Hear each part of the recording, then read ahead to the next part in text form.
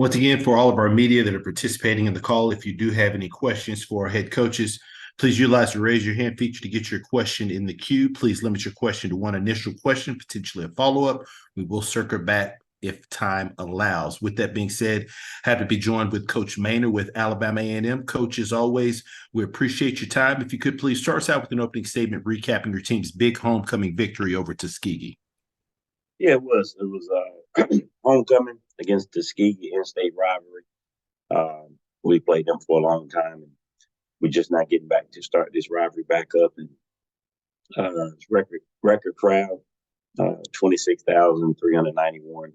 But it's probably another 30, 40, 50,000 people outside the stadium. It was an unbelievable environment and a SWAC game and homecoming.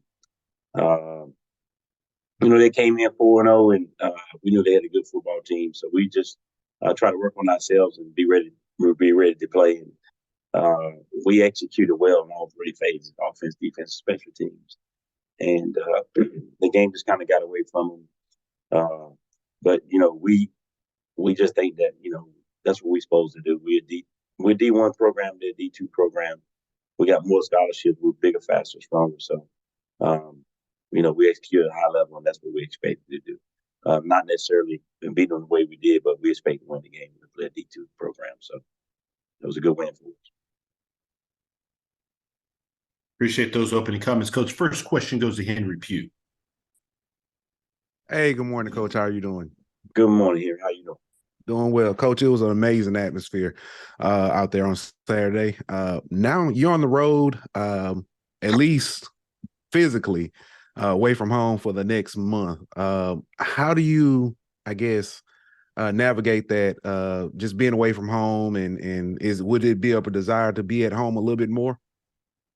Well, it's always nice to be at home in front of your home crowd, sleeping in your own bed. But, I like away games, kind of get the guys away earlier than normal.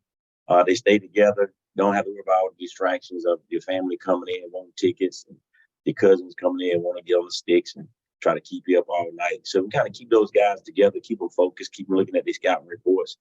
And then you're together. So I don't mind that. I don't mind being on the road. I think it's good for the road team to come in a little bit more focused, in my opinion. All right. Thank you, Coach, and congratulations again. Thank you. Next question goes to Dr. Cavill. Good morning, Coach Maynor. Caught up Good morning, with you Doc. on Saturday. It was good to be in the house and see your team perform at a high level. Thank you. I want a little bit about Quincy Casey. I know there's a lot of stalwarts, a lot of players made plays, but he's been progressing in your offensive scheme. What are your thoughts in terms of what he's been able to do, not just in this game, but over the last couple of weeks? Yeah, he's playing great right now. He's playing at a high level. He's taking what the defense gives him. He's getting his in out of play. He's throwing to the right guy. Yeah, he's throwing on time. So he's doing all the little things that good quarterbacks has to do. And as you can see, he put up good numbers the last 2 weeks by doing that. And so as long as he can continue to play one play at a time, take what defense gives him, he's going to continue to play well. And we look forward to it. I know a lot of times you focus on what your team does, but obviously you look at the opponents and see matchups and things of that nature. In this case, this follow-up week is against Jackson State, Mobile, so neutral site game in that framework. But with that being said, what are the challenges in looking at a team that's coming off a bye week? You tend to be able to look at some tape and get things, but it can change a little bit after a bye week. How do you go about that framework from your opponents when they're coming off a bye week, or if anything? It's still the same. We got to take care of us. We got to be ready to play. Will they put in a couple new wrinkles? Probably so. They'll probably put in a blitz or two that we haven't seen. They'll probably put in a new play or trick play or do something that we haven't seen. They had a week off to kind of heal up, rest up. That's always good for everybody, not just them when you got an open week. So we understand, they coming off an open week. So probably a little bit of advantage for those guys. They get to heal up and rest up and get an extra week to prepare for us. But at the end of the day, it's X's and O's, and we just got to be ready to play. It's going to be a great football game. TC is doing a great job with those guys. They're solid in all three phases. And, it was a great game last year. We go to Mobile. And so it's a Gulf Coast challenge. It's gonna be a good football game. It's gonna be a good football game. Certainly believe that. Again, congratulations on this past weekend. Look forward to the matchup. And thank you for giving me some of your time this weekend, Coach. Thank you. No problem. Currently taking questions for Coach Maynor with Alabama A&M. If you do have a question, please utilize the raise your hand feature to get your question in the queue for Coach. Floor is now open for questions. Next question goes to Perry Daniels. Coach Maynor, this game was becoming a pretty heavy rivalry with the presence of Coach Prime at Jackson State. With him having moved on, has this game lost any of its luster? I don't think so. It's another conference game. It's they on our side, we're on their side, and it's always been a competitive game. We got away from us at home coming up here one year, got away from them their first year there, Prime first year there. But other than that, it's always been good football games. It's always been a tough game, tough four-quarter battle. That's what we expect. It was four-quarter battle last year. We had opportunities and didn't execute down the stretch. But you got to take your hats off to them. They caused us to fumble the ball a couple of times. So that's all part of it, and we look forward to it. That's why we take the game to Mobile in the Gulf City Challenge. It's becoming a great rivalry. And Quincy Casey, with him having come from Jackson State, can you talk about what you expect out of him this weekend and where he is in that transition from Jackson State to Alabama A&M? I don't know 100% because I can't read minds, but he gonna want this game a little bit more than anybody else because he came from Jackson, and that's what I got to remind him of. That listen, yeah, I know it's Jackson, but it's the next game, the biggest game on the season because it's the next game, not because it's Jackson. And he has to continue to play the way he's been playing, making his reads, taking what the defense is giving him. And trust me, I would tell him this too. If you start playing outside of yourself, you will be standing beside me. Okay. I'm not going with this hero stuff, so you're going to continue to play the way you've been playing, making the reads, making your checks, doing what you're supposed to do, or you'll be beside me. Okay. And you're not going to make this personal. You're going to play this game just like you played the last two, or you'll be beside me. Simple. Thank you, Coach.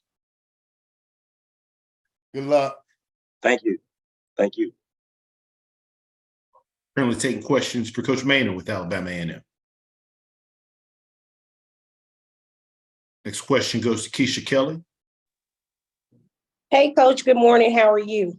Hey, Keisha, I'm doing fine. How you doing? Good. I was in the building too, so congratulations on the big win. And like you say, you're preparing for the next opponent. Mine is just kind of a congratulatory. Did y'all get out there and get a chance to enjoy some of the festivities? I did see you walking through the tailgate. So did you get out there to enjoy any of that festivities after that big win? I did. Once you get a big win on Saturdays, you got Saturday, the rest of Saturday to enjoy it. And then Sunday morning, you got to get to work, correcting the film, and get ready for your next opponent. So, yeah, I got out and went to tailgate a little bit. We played at 2:00, so the game was over about 5:30. And so I got out to mingle with the crowd and got a little tailgating experience. It's HBCU, man. This is what it's about. You can't do this at the big schools. HBCU, this is what it's about. I grew up in this. And so I get out there with the fans and shake hands and get some food and go around and meet people. I think that's what it's about. And I'm not too big to do that. I enjoy it. All right. Good luck this weekend, Coach. Thank you. Next question goes to Jay Keith. Hey, Coach. What kind of problems does Jackson State present at you comparing the quarterback from last year, the Shedeur Sanders, compared to Brown? Brown probably a takeoff a little more than Shedeur. He don't want to run the ball. He'd run the ball if he had to. He wanted to get that ball out of his hand, and he knew where it was going. He was going with the ball. He does an excellent job of pre-snap read, post-snap read, and getting that ball out. So, they had a couple more weapons last year with Shedeur and their receiving core than they have for Brown, but they still got some good weapons. They're still a dangerous team on offense and defense. They got a great defense, always have. And nothing has changed this year with that defense. They're very, very, very stingy. So we have to be very precise. We can't turn the ball over. And we got to take advantage of every opportunity that we get. And Coach, following up, do you plan to try to exploit their special teams because they've been a little weak this year on special teams? We're gonna try to be solid and make sure we stay in our lanes and make sure we block the people we're supposed to block.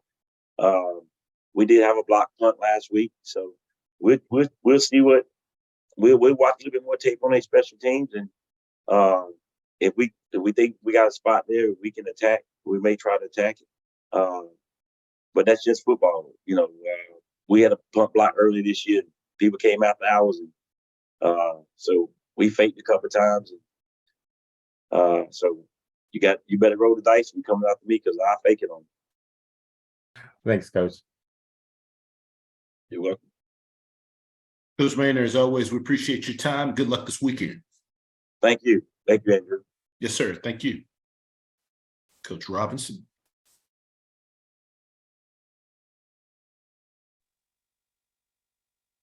You see that we have Coach with us. Once again, if you do have questions, we're going to ask you please utilize the raise your hand feature to get your question in the queue for our coaches. With that being said, happy to be joined by Coach Robinson with Alabama State. Coach, if you could please start us out with an opening statement recapping your team's most recent home outing versus Alcorn State. Yeah, good morning, everyone. Appreciate you guys all coming on. Had a great SWAC game at home, had a great crowd. I think our crowd has been playing, showing up really well for us. I think the participation has been great. Urges on for a victory. We couldn't get it done. Fell short. We had a lot of opportunities. Game went into overtime. Braves made a field goal and we couldn't. So they kind of showed up like we expected they would. We knew Coach McNair had those guys playing hard for 4 quarters. Game went back and forth. A lot of close calls. A lot of coulda, shoulda, wouldas. Had a late fumble. That gave them a chance to kind of get back in the game, and they took advantage of those opportunities. Once the game went to overtime, we fell out a little short. So we just have to get everybody back, regroup, winning each day, get focused, and can't look at the coulda, shoulda, wouldas. What should have happened. That's the message to the team. And now we got to learn how to close out games and get W's. Appreciate those comments, Coach Robinson. We'll now open it up for questions. If you do have a question, please utilize the raise your hand feature to get your question in the queue for Coach. First question goes to Dr. Cavill. Kenyatta Cavill. Dr. Cavill's inside the HBCU Sports Lab. Good morning, Coach Rob. Good morning. How's it going? Going pretty well. You talk about the back and forth of this game. You've had a couple of these close, tight-knit games, some that go in favor of the Hornets and others not.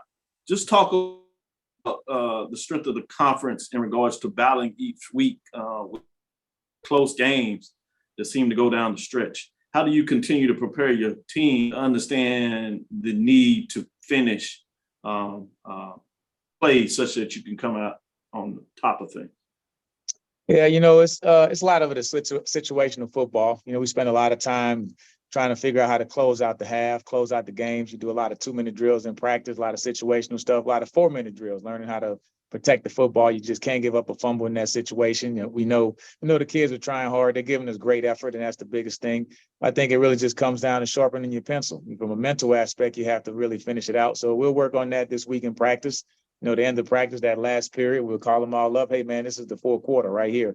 So let's come here and simulate it. Let's make sure we don't have any mental mistakes. The effort's there. So now we just have to make sure that we're detailing all the things we're doing in those biggest part of the game. Next is a divisional matchup against Bethune-Cookman, coming into they're in a similar situation. What are your thoughts in terms of what they're doing on offense and how you look to exploit it, if you can, on your offensive schematic play? Yeah, I think with us, looking back at the Alcorn game, we had some chances. Aaron had a really good game against us, quarterback for Alcorn. He made some really big throws at the end. So I think we just have to tighten up our coverage. The pass rush got there at times, but other times it didn't. So just have a more consistent pass rush. Just tighten up what we have to do in the back end. So I think right now we just have to play, better Alabama State football. I think, Coach Woodie has those guys coming off a bye week.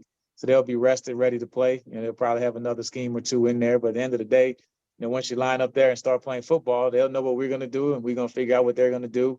And then the kids just have to go out there and make the plays and just excel when the moments come. Thank you, Coach. Look forward to the matchup. Good luck. Appreciate it. Next question goes to Henry Pugh. Sorry about that. Good morning, Coach. How are you doing? Good morning. How's it going?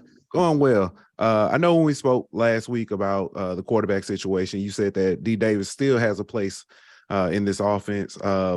Bringing him in when you did in the game, was that just kind of was that plan to kind of bring in a spark, or was that kind of due to Stewart's performance?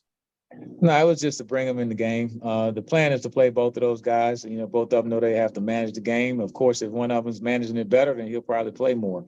But I think, you know, they have a lot of similar qualities. They both can run every play in our offensive playbook. D. Davis probably is a little bit more of an aggressive runner, and I think he enjoys running the football more. But other than that, you know, we feel like everything is open as far as runs and passes with both of those guys, and they both deserve to play. So I think they compete hard in practice, and they push each other, and I think they compete each other in the game. But a couple of those plays when D had a long run, he maybe took a big hit. It just made sense to, hey, let's get Stu back into the game. So we kind of manage it, you know, based on the feel of the game, and not so much this kid has to get this many plays, and they understand that. If you're playing better, you're on the roll, then we're probably going to let you keep going. But at the end of the day, we expect both of them to play. Yes, Coach. And to follow that up, it looks like almost everybody on your team got a chance to run the ball as you guys establish a great running game. Was that by design as well, or is that just kind of what Alcorn, Alcorn gave you? Well, you know, we went into the game and we wanted to establish the run, have a couple of different sets and just show a different look. And it started to work. So, you know, if you're a coach and it's starting to work, you stay with it. You know, it wasn't probably the intent for us to run the ball that many times, but just the flow of the game. And we felt like it gave us a chance to win at the end, which it did. I mean, we were down there on the 15-yard line, up by 3, you know, with a chance to either score or to run the clock out. Unfortunately, you know, our guy had a fumble. Their guy actually made a really great play punching the ball out. But in those situations, it's about the will of the man. You got to hold the ball. You can't allow that to happen. And that gave them a chance to get back into the ball game. And then they took advantage of it. They capitalized on our mistake. And we had a chance to get a pick 6 to end the game, and we dropped it.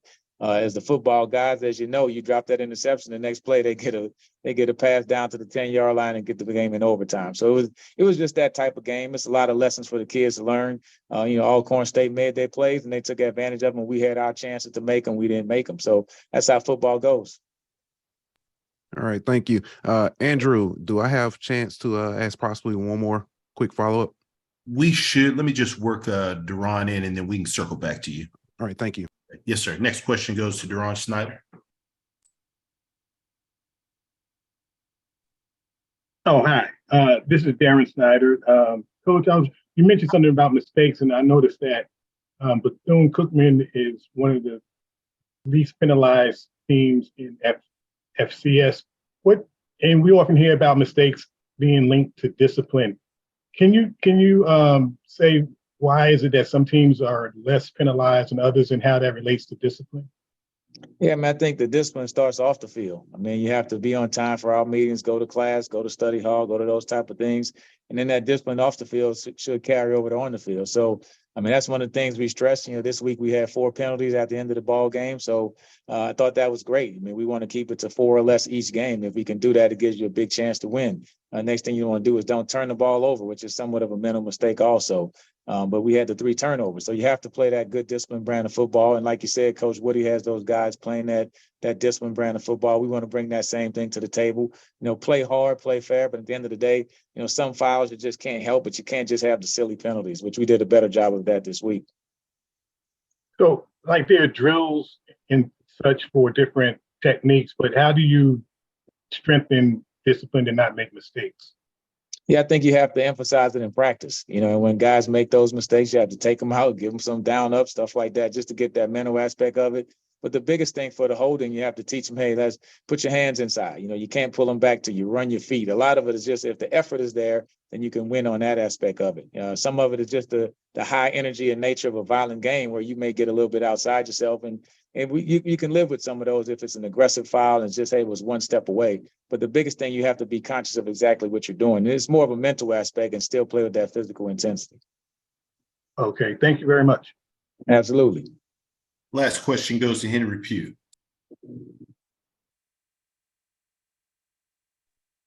Hey, Coach, I just want to circle back to special teams in the kicking game.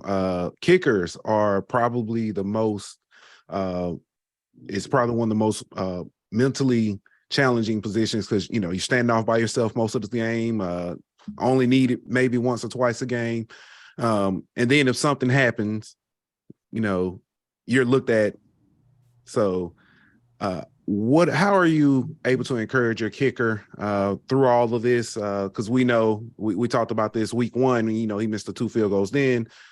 So is this kind of a mechanical thing? Is this a mental thing, or what are we looking at with that one? Yeah, so I mean, I think he's a confident kid. You know, he kicked a lot of big kicks, won state championships down at Miami Central. So we know he can make big kicks. You know, his first kick was a 48-yarder in the Magic City Classic, and he made it. But it's not just the kicker. You know, it's the snapper, it's the holder, it's the kick. You know, one of them we had a bad hold with, which is a bad snap. So it's the whole operation. We'll do pressure kicks in practice. We'll get everybody surrounding them, jumping up and down, and squirt water on him and all those type of things. So you try to recreate the pressure in practice. You know, if he misses it, the whole team will run something extra. That way he can realize that he has to be there when the big game comes, when the big time comes. But, you know, kickers, I've never kicked in a college football game, so it's hard for me to tell him exactly how to do it. But from a pressure standpoint, I've been in pressure situations and I can explain that to him. All right. Thank you, Coach, for your time. Appreciate it. Coach Robinson, as always, we appreciate your time. Look forward to speaking to you again next week. All right. Thank you, guys. Appreciate it. Thank you.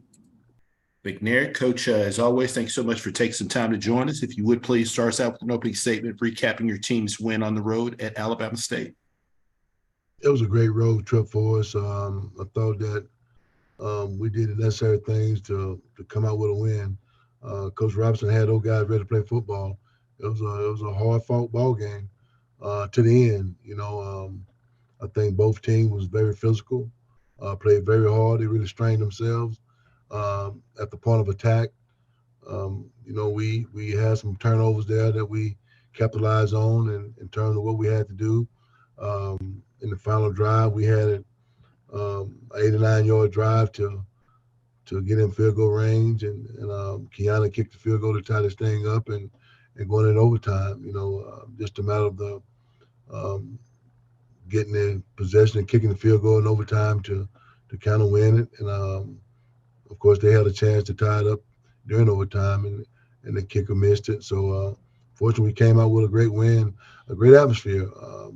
The crowd was phenomenal, man. It was a great place to play football. You know, other than that, you know, just good to have a victory in a SWAC game again. You know, both teams played very hard. Appreciate those opening comments, Coach. First question goes to Dr. Cavill. Kenyatta Cavill, Dr. Cavill's inside the HBCU Sports Lab. Good morning, Coach McNair. Good morning, Doc. Thank you. I want to talk a little bit back. He is in line as a candidate for our weekly Big Ben HBCU Football Player Award coming out of state of Texas, 6'1", 200-pound Missouri City, Texas, as you know. Had a big, in a lot of ways there, 32 for 46, 370, 2 touchdown interception, but he seems to be playing well, seems to be playing better in a lot of ways. What are your thoughts in terms of this play? Aberdeen's done a great job managing the offense, and you know, that thing that we look for. You know, he's grown up since last year when he first became a starter last year. You know, he made that giant step for us to be able to run his offense the way we need to be run, and he's playing for us, taking care of the football. I know he had an interception during the course of the game this past week, but other than that, I think he's been taking care of the football well, doing the job that we asked him to do. Just manage the game, you know, convert on third downs is the biggest thing, you know, not taking sacks. So that those things like that, the little things that really help a quarterback manage a football game. He's doing those things very well for his offense. I imagine at the end of the day, the most important thing is about getting the W. As you move forward in terms of next week's game against Grambling, can you talk a little bit about seeking to try to get your run game going in some aspects over the last couple of weeks? It's probably not been where you would want it. Can you talk about what you want to see moving forward, particularly in that matchup against Grambling? Well, we know everybody's going to try to stack the box against us and try to stop Howard from running the football and McDuffie. So, it's good to have a good passing game to complement that in terms of what we do offensively. So we can establish a running game. We have to. I know a lot of people start dropping 8 on us and I think we can pass the ball and not run the ball. So we're going to get better at that this week. It's all one in the trenches. What is offensive defense, So we just got to line up and do a better job up front, creating space for our running back. So we're capable of it. But I think whatever the team present to us, we have to be able to take advantage of it. And I think that we're doing a great job of taking advantage of the things that the team give us, whether it's run or pass. So, good thing we can catch the ball out of the backfield as a running back, do those things that necessarily create first downs and moving the chains, So being prepared to do all that kind of stuff, it kind of helps us out either way, whether we be able to run the ball or whether we be able to pass the ball. So it's always good to be kind of balanced, keep team off guard and doing both of the things that makes this team better. Thank you, Coach. Good luck this weekend. Look forward to the matchup. Thank you, sir. Next question goes to Perry Daniels. Hey, Coach. A 3-point loss last week at home and a 3-point win on the road this week. Does that say more about your team or more about the conference? It's a good conference, man. I tell you, I mean, this conference has gotten better each and every year I've been in it. Since I became head coach in 2016, I think with the way the conference has been expanding and the way the conference is being played, it's a great league for us, man, and well balanced. Each and every weekend you have to come out and play football. You can't go on the calendar and mark a W because these teams are playing very hard. Got great coaches in this conference as well. And the coaches are going out recruiting the best kids to fit their program as well. So when you talk about this conference, it's one of the elite conference, and what we're doing in terms of this conference, it's great football in this conference, and each and every week you got to come prepared to play, and lace up the cleats and get ready to dig in. Well, you talk about great coaches and balanced. How do you prepare for a Hugh Jackson-led Grambling team that had a very balanced game against Prairie View this past weekend? Well, we got to look at the things we do offensive, defensively, and kind of see what they're doing schematically over there in their running game. We got a good running game, and of course, Crowler's playing very well as a quarterback. So they well balanced. We just got to be able to make adjustments and get them off their platform to do other things they're not used to doing. So take away the things they do great in terms of offensive, defensive. So I know Coach Thornton, he's a great defense coordinator, a great play caller. So we got to be prepared offensively for the things he's going to have for us defensively. So they're a well-balanced team. So we got to take care of what we need to take care of as Alcorn Braves to kind of put them off their platform. Thank you, Coach. Good luck. Thank you, sir. Currently taking questions for Coach McNair with Alcorn State. If you do have a question, please utilize the raise your hand feature to get your question in the queue for Coach. Floor is now open for questions. Any final questions for Coach? Coach McNair, as always, we appreciate your time. Look forward to speaking to you again next week. All right. Thank you, guys. Thank you. All right. Once again, if you do have questions, please utilize the raise your hand feature here on Zoom to get your question in the queue for our coaches. With that being said, happy to be joined by Coach Woodie with Bethune-Cookman. Coach, if you could please just start us out with an opening statement recapping your bye week with the Wildcats. Well, I had a great opportunity with the coaches and the guys, just pretty much self-scouting, obviously doing, bye week, the first thing, obviously, you would like to do is just find out some of the things that you're doing well and some of the things that you need to improve on. So that was, a good situation to go and evaluate all aspects of the game. Appreciate those opening comments, Coach. First question goes to Darren Snyder.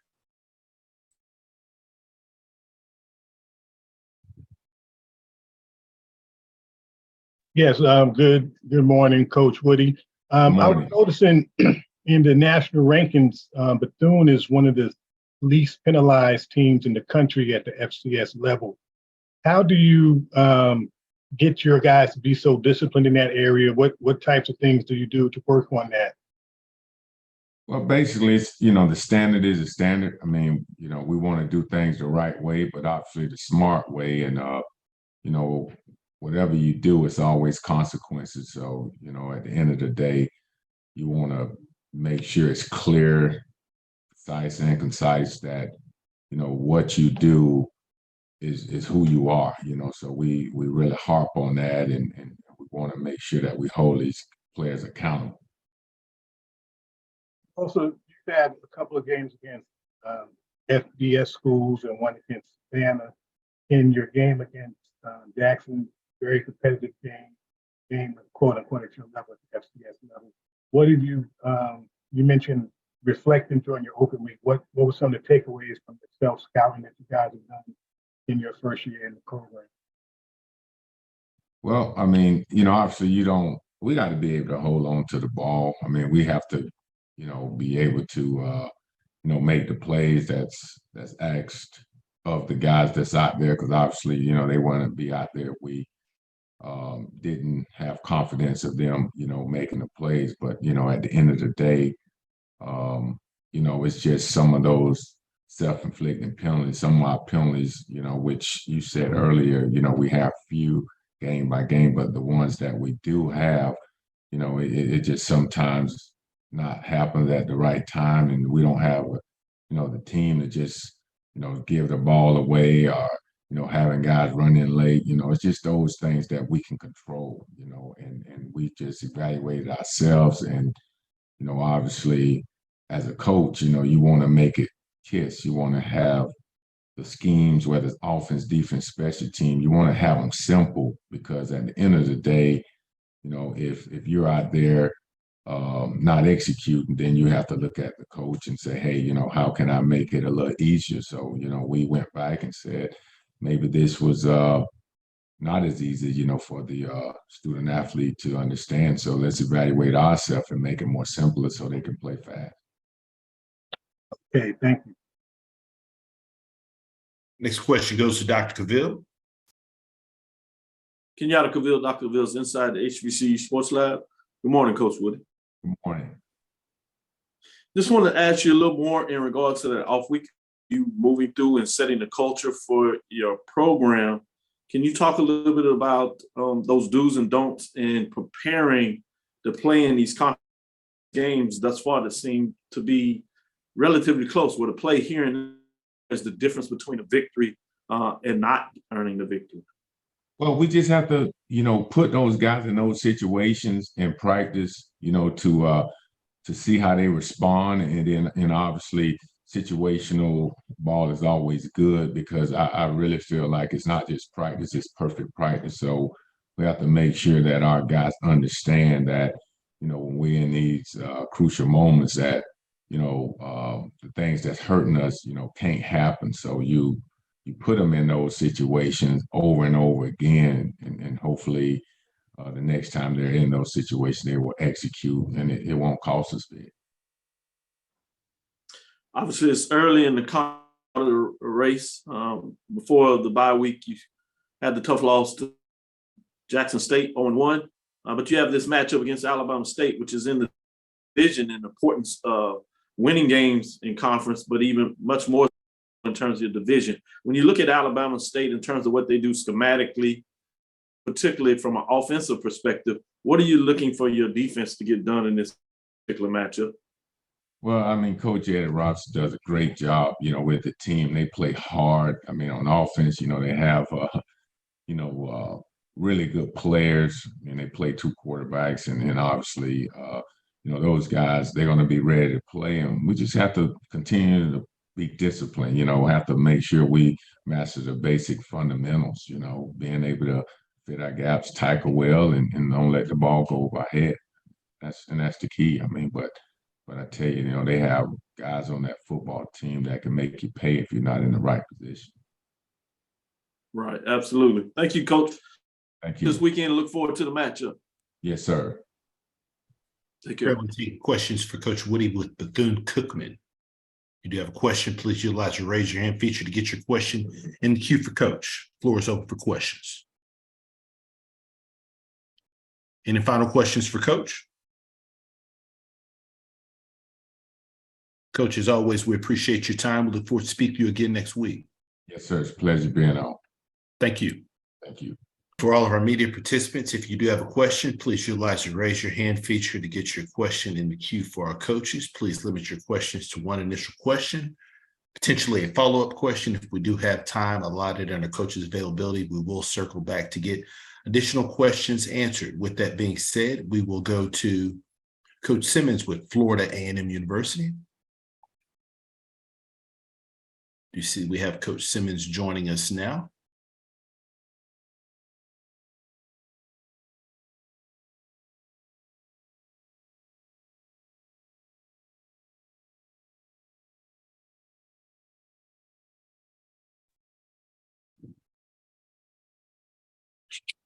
All right, I do see that we have Coach Simmons there with us. Once again, for our media, please use the raise your hand feature to get your question in the queue for our coaches. With that being said, happy to be joined by Coach Simmons with Florida A&M. Coach, thank you so much for taking some time to join us. If you could please start us out with an opening statement recapping your team's most recent road win at Mississippi Valley State.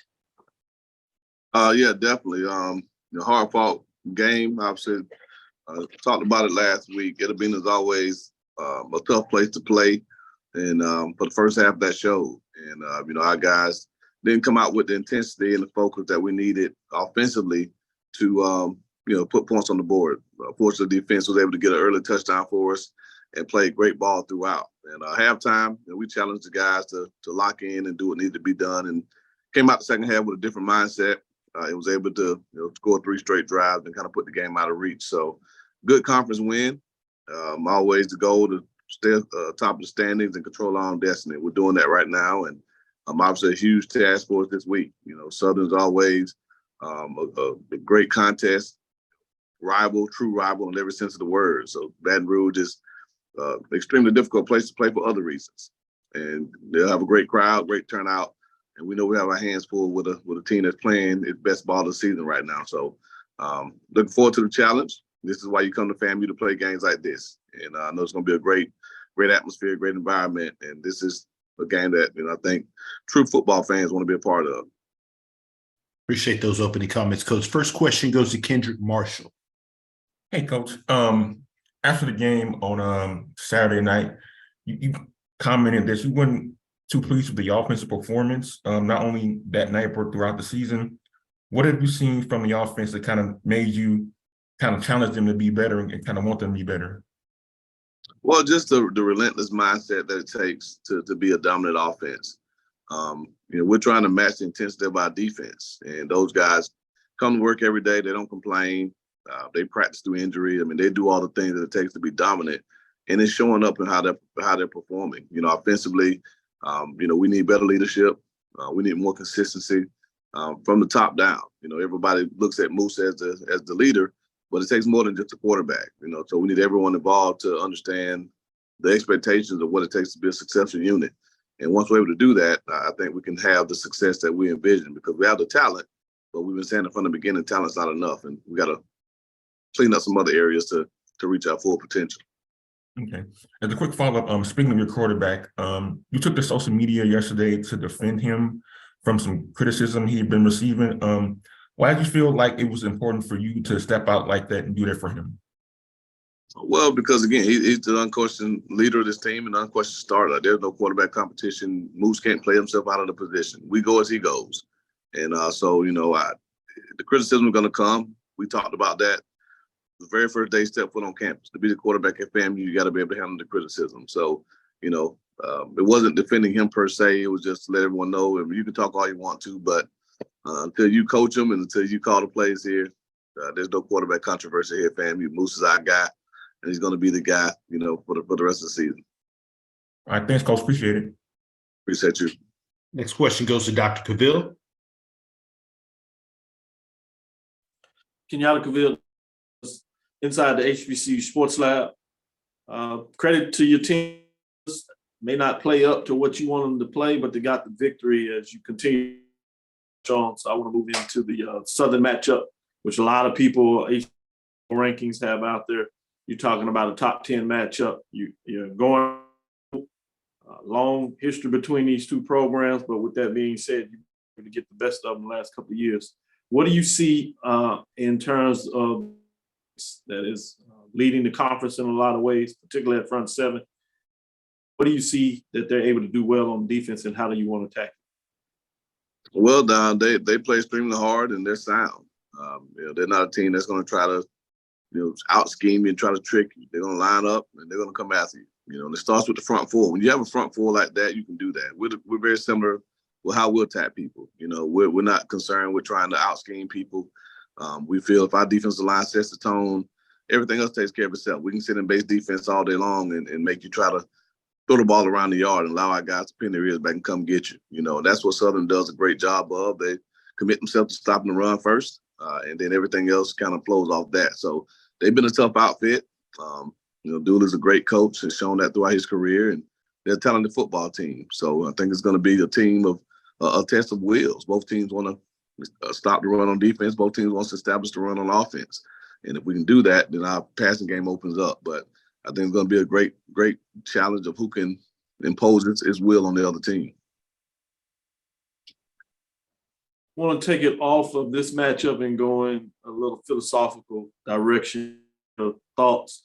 You've been part of various conferences of different levels, head coach, assistant coaches, BCS programs. What is the nature of conference matchups that make them tight? Who you playing? You come in top ranked, if you would, number one ranked team, somebody else not as much, or the opposite, you come in to go against somebody. What conference play that makes matchups challenging? We see that across the board at different levels. Well, because of the familiarity. You're going to play the same teams every year. The NFL does it twice. They play the same team twice in the same year. So just knowing the personnel, knowing the schemes most of the time, unless you have a new coach. I've been facing Eric Dooley, but my entire career in the SWAC, he's going against me. And so there's not, he can, his scout report on Sunday is the same as ours. Like, I know what he's going to do. He knows what we're going to do. It's a matter of, can we stop what they do? Can they stop what we do? Who can beat themselves and impose their will? I think that's the trick in any conference matchup, because of the familiarity that you have with the teams. And then in the importance of the games, you want to win the non-conference games for records and standings and rankings. But when it comes to conference play, everything you want, for most teams, they say their season starts when conference play starts. A lot of people play 3 to 4 non-conference games first. And then once they get in the conference, no matter what happened the first 3, the season starts. So you can be 0-3, 0-4, but everything's still in front of you because you still have the conference to play. And so those games have a lot more at stake. And so the stakes, the familiarity with the teams, the trash talk between the fan bases, I think that's what makes conferences so important. And I think that's starting to get watered down with all the conference realignment. You're getting a lot of these non-traditional rivalries that are coming to play with teams on hosts going against each other. Naturally, East Coast versus West Coast, those aren't rivalries. They may be coming down the line, but you're not going to get the same thing as an in-state game or a cross-state game or something that's been going on for years and years. Thank you, Coach. Good luck this weekend. Looking forward to the matchup. And I like the quiet shout out you've done with your hoodie there today. Represent the women's sports, baby. No doubt. Next question goes to Henry Pugh. Hey, Coach. Good morning. How are you doing? How you doing, Henry? I'm good. Congratulations on the win. I say on the field, and I have to say in Twitter as well.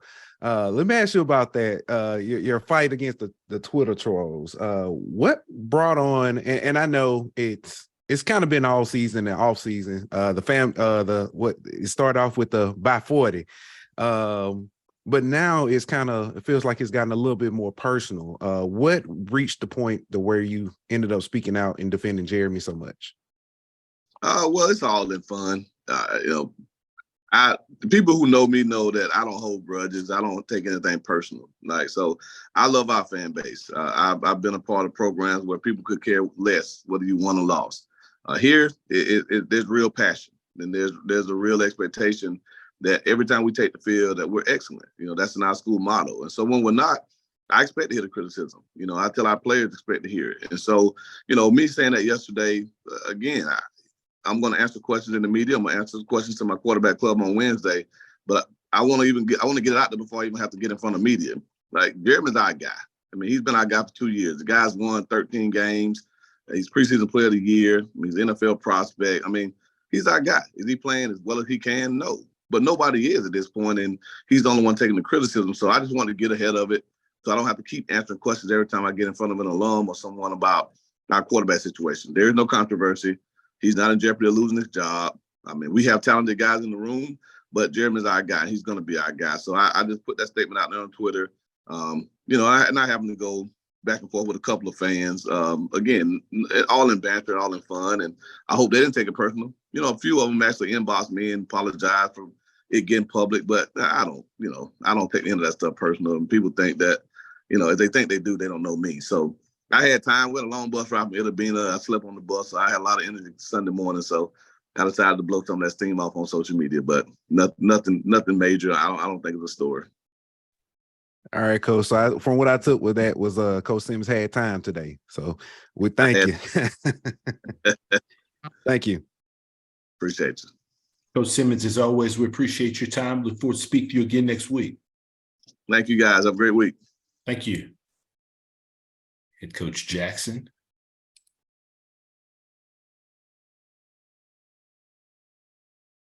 How you guys doing? Doing great, Coach. As always, sincerely appreciate you take some time out of your schedule to join us. Coach, if you could please start us out with an opening statement recapping your team's most recent victory at the State Fair Classic over Prairie View A&M. Yes, sir. We were very excited to play in the game, State Fair Classic. Obviously, it's a big game. We were very fortunate to win the game, to end the losing streak of 5 years. Our players are excited. Our fan base is excited. Our team is working extremely hard. We know we got a long journey the rest of this season, but that was a great win for us. Appreciate those opening comments, Coach. First question goes to Dr. Cavill.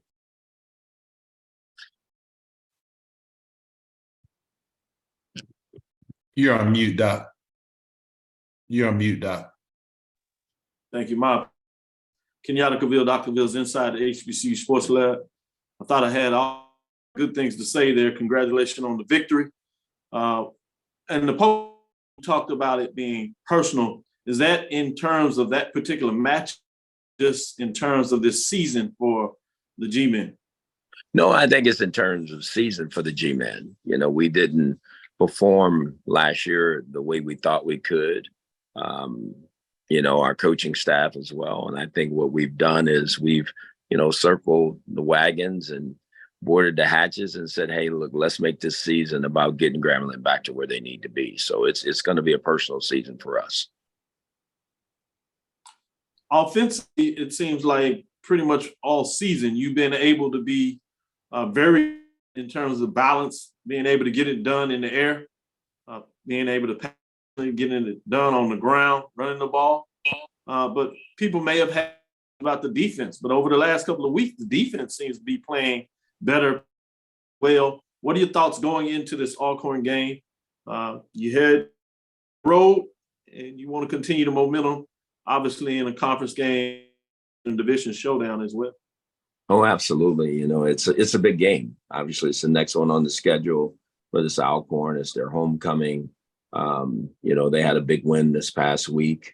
We want to keep our momentum going. We understand the opponent. It's going to be a tough fight, tough game. But we're going in there with the intentions to go win the game. Thank you, Coach. Matchup. Sure. Next question goes to Perry Daniels. Coach, you congratulations on the victory. You threw the ball 41 times, you ran it 40 times. Talk about the importance of having a balanced attack in games. I think it's really important. I think that's how you win. I think that's really the formula for winning. And we understand sometimes you're going to be a little bit more or less in some area. But if you can be balanced and run the ball and get production and throw the football and get production, you have a chance to be a really good offensive football team. I think we're just starting to hit our stride. I think there's a lot more out there that we can do as an offensive football team.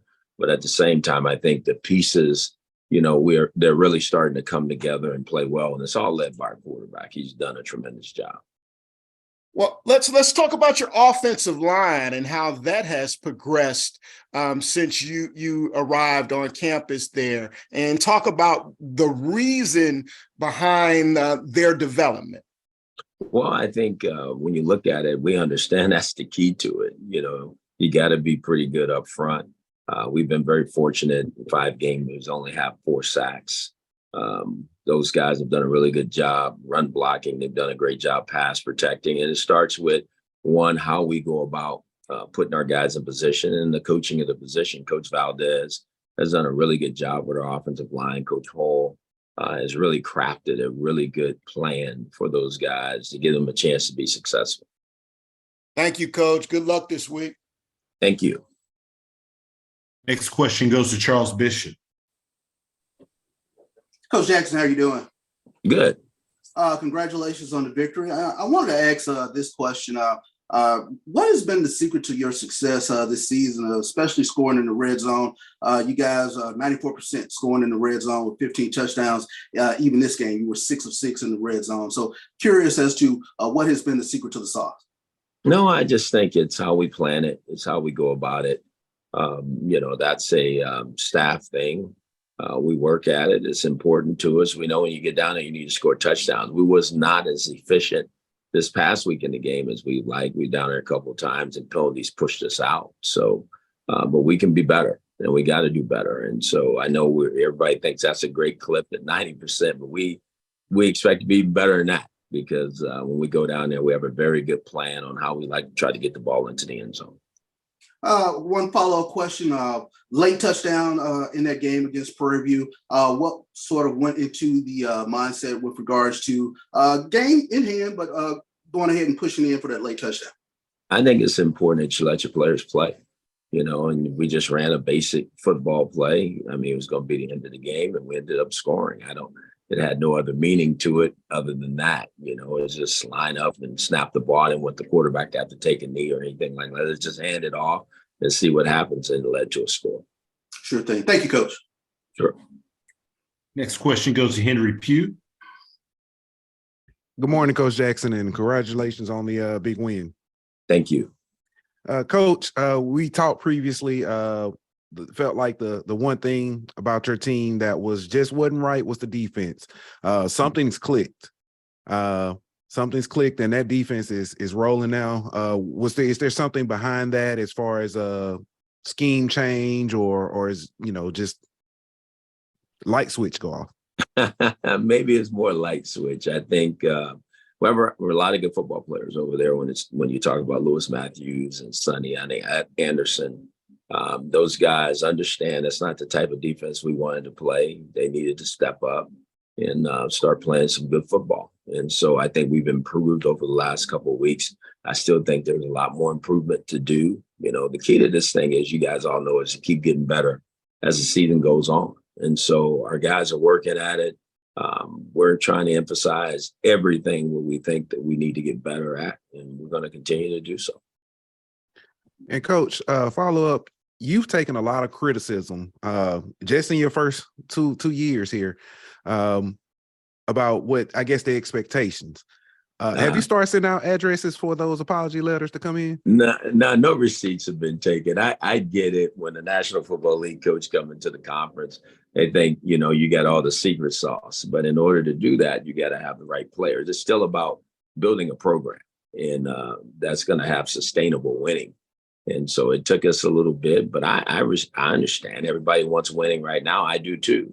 But at the same time, there's a way that you have to do it. You can't shortcut anything because then it won't be sustainable. So hopefully the people starting to see that we're getting there at a high rate. And, it's going to be exciting down the stretch here. Thank you, Coach, and good luck on your next one. Thank you. We've got time for one last question for Coach Jackson with Grambling State. All right, last question goes to Kendrick Marshall. Hey, Coach, you talked about the process in which it takes to build a team. Coming into this season and through the first kind of like 5 games or so, what have you seen differences between this bunch you have this year and what you worked with last year in terms of getting to that point where you guys want to be? Well, this is more my team. When I first got here, there was a lot of, student athletes that was still here, and I didn't think it was right to run people out of here that way. I just didn't look at it like that. There's young men who are on scholarship with aspirations and goals. And I thought it was important that I understood the lay of the land first and foremost, understand the conference better and what we needed to do, whether right or wrong. That's a decision I made. But after last season, we started really recruiting to our profile and what we're looking for at all the different positions. We were able to accomplish that. And I think we're seeing the fruit of that happening. And you got to go get people that you want to align with. And I think we all understand that, but sometimes that takes time. There's more to it than just, throwing everybody out. At the end of the day, everybody wants winning, but I think everybody does it a little bit different. And I made that choice and decision. And last year was last year. And I think people see the changes we've made this year. Just a quick follow-up, Coach. You guys have #1 offense in the SWAC. You lead the SWAC West. Are you surprised of the progress so far, being that Miles Crawley, a transfer quarterback, is in his first year under your system? No, I'm not surprised at anything we're doing.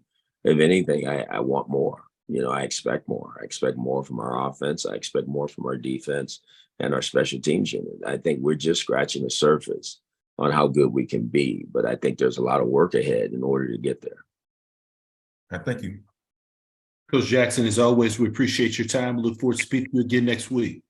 Thank you. Thank you. All right. Bye-bye. We'll now go to Arkansas Pine Bluff and head coach Hampton.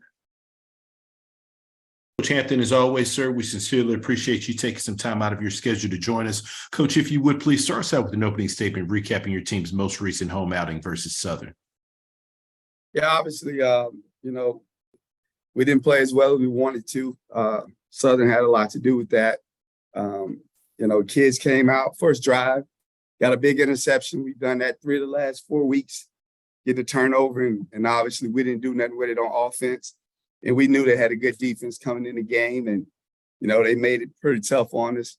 6 sacks.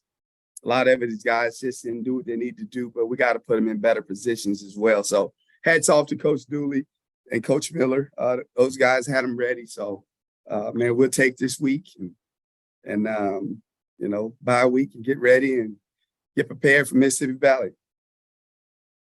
Appreciate those opening comments, Coach. First question goes to Tanner Spearman. Hey, Coach. So bye week coming up for you guys. 2 weeks to get ready for that next game. What do you hope most to get accomplished this week with the open date? Work. We got to go to work. I mean, obviously, like today is Monday, so it's academic Monday. We'll make sure kids are going to class, doing what they're supposed to do. Just like everybody said, it's the little things, man. And when you're building a program, getting guys to buy in and do things of that nature. Then tomorrow we'll come out to practice, a normal practice. We'll be in pads, and we just got to get fundamentally better. And that's just the little things that's holding us back. And so as a staff, that's the thing that's going to focus on this week and focus on us. And then obviously you'll watch some film of Mississippi Valley and then kind of go from there.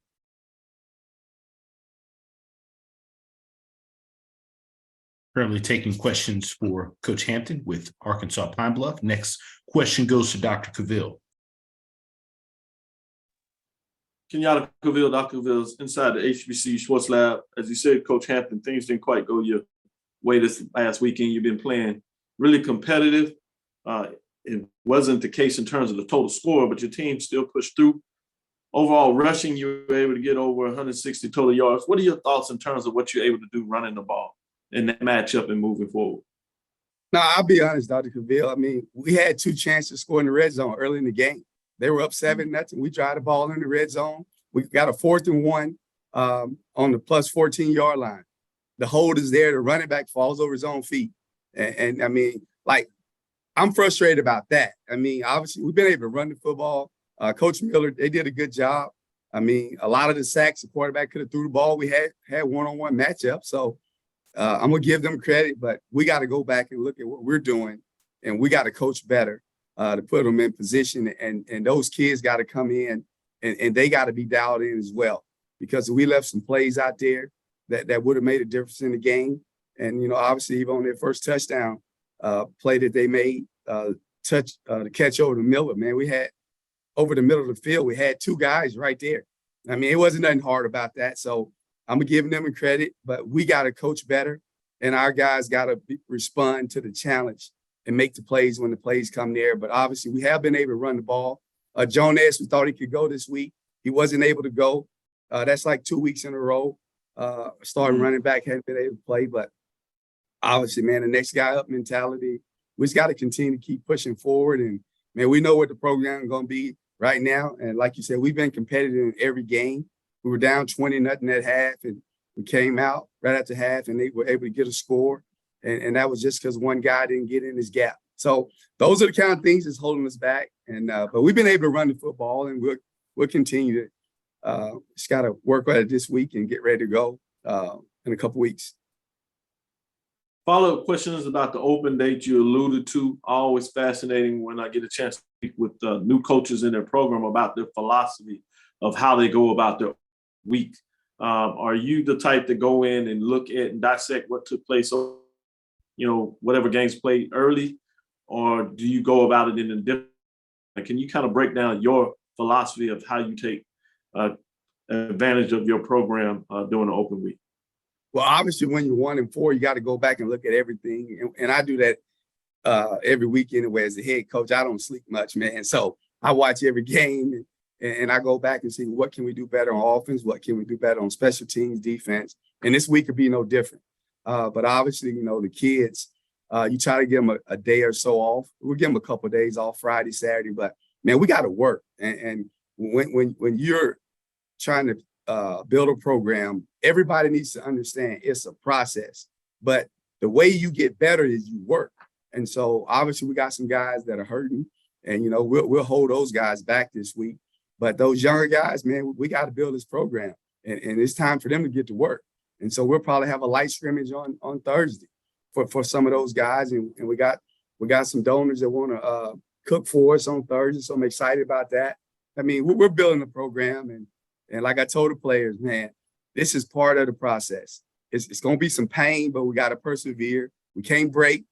We can't fold when the going get tough. And Saturday they had a chance to fold, but they didn't. And that's what I like about it, man. Let's be honest, man. We had three fumbles. We gave them away. We had an interception. It was in the red zone twice. So, I mean, I'm disappointed in that. It's just like, we're getting close, but we're not there. I mean, Suggs is a really good program. Coach Dooley's done a really good job. But, we watched the film yesterday, and the players like, I did. Yeah. That's part of it, but we'll be fine. Thank you, Coach. Look forward to the following week's matchup when you get on the road to Valley. Yes, sir. Appreciate you.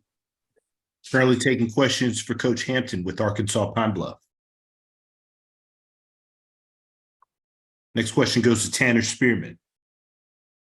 Hey, Coach, I'll tag in with one more. About halfway through your first season as a head coach, and you got 5 games behind you, 6 still to go. If we put the results aside for just a moment, talk about, Sunday through Friday, what's that experience been like for you as a head coach so far, just being with these guys in the locker room, on the practice field, and being able to lead them out every Saturday? I mean, that's been fabulous. I mean, I enjoy every single day. And man, if you could ever get in my office, man, I got notes all over.